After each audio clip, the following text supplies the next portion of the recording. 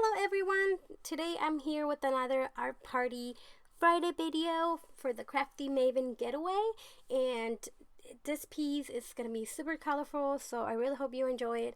I'm going to go ahead and get started with a layer of multimedia matte, and it's gonna be done on a canvas. You can do this on a scrapbook layout if you like, or a mixed medium journal.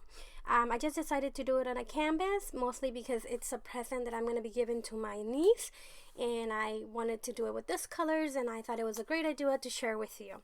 The colors that I'm using, they're just acrylic paints from Dilution, and as you guys saw at the beginning, I did apply some tissue paper on the bottom. I applied a layer of multi-matte medium right on the canvas, and then I applied the tissue paper from Tim Holtz, and this is just to create some type of dimension in the background.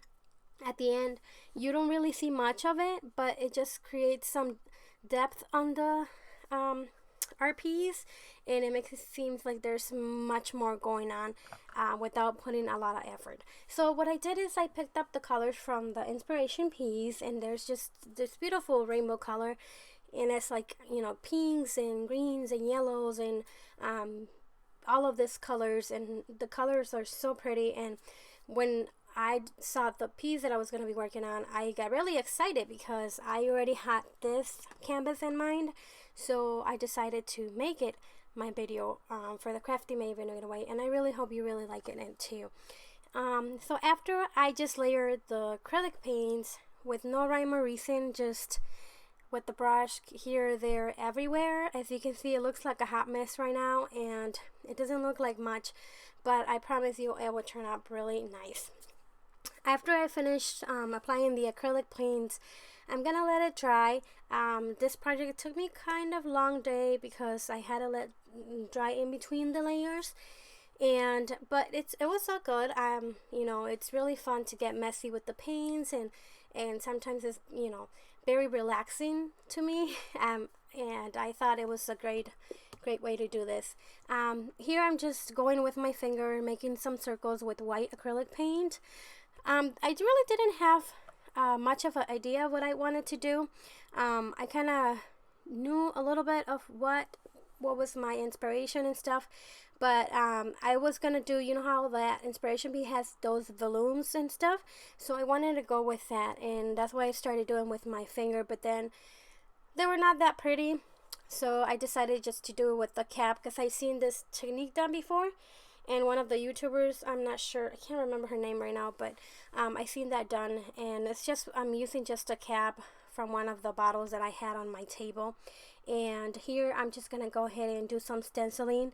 This is my favorite stencil of all time.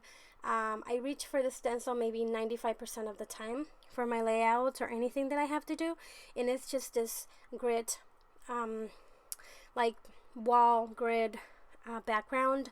So what I did is I dip a towel on a little bit of black acrylic paint, and I dab it a little bit. Later on I will add some modeling paste or texture paste or anything that you have in hand, and here I'm just creating some depth on those round circles, just kind of like drops. And I don't know, at this point I really didn't know what was like going through. It was just like I was kind of doubting myself already, because I thought, I was like, oh, this is not looking very good. But I had created some shadows on my Cricut design space. I'm gonna be using some vinyl over it, so I figure I'm just gonna play with the paints and stuff, and most of this is going to be covered, and I'm pretty sure it's gonna be okay at the end. So what I did is, yeah, I just played around with a little bit with the paints and so, and after this I'm gonna go ahead and go with some stamping as well. I just picked up a stamp from my collection, and I use it with archival ink, and I wasn't very happy about that one either, but at the end it was okay. And here I'm just going back with that cap with the white paint, just go over a little bit just to intensify the white. So after all the paints dry, I went with my stencil again, and I added some texture paste here just to give it a little more dimension to my canvas. And after this, I noticed that it started giving it a turn, and now it looks, it reminds me of those Art Street and it looks really nice, and I was like, oh my god, I am actually liking this now. So I just got really inspired after this step, and I was like, okay, this is what I really want to do. So after I finished adding the texture paste, I'm gonna add one layer of Mod Podge, and that's just matte Mod Podge. And the reason I'm doing this is just because I want to kind of like cap all the colors that I have inside already, so they don't, in case if they get wet or something, they don't get damaged. So after I did this, I applied this layer, I let it dry, so it took me a couple hours before I got back to this. So if you see a little bit of the changing of the light, it's because I started doing this in the morning, and by the time I finished it, it was like really late at night. After this dried out, I went and cut the silhouette shadows of dancing people in my Cricut. So you don't have to have a Cricut. Like, you can buy this type of stickers or lettering or anything at Michael's. There's different stuff that you can do. You can also make your own stencils and stuff like that. You don't necessarily need to have this type of machine to create something like this, but I just have it, so I decided to go with it. And this is what I decided to go with the white shadow, and then I'm also gonna do like a layer of black, and that will come up in a minute. I didn't record when I applied it because my head was in the way most of the time, so I didn't want you guys to see my head and nothing else. So this is the reason why I didn't quite record that, but this is what it's looking like.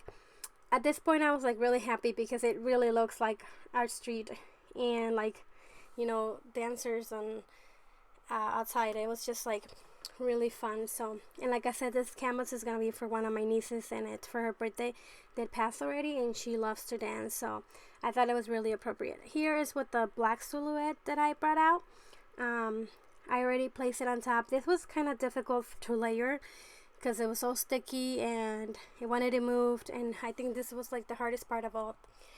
But after I finish applying this, I'm going to add some wording, and my quote is going to be "Dance your heart out."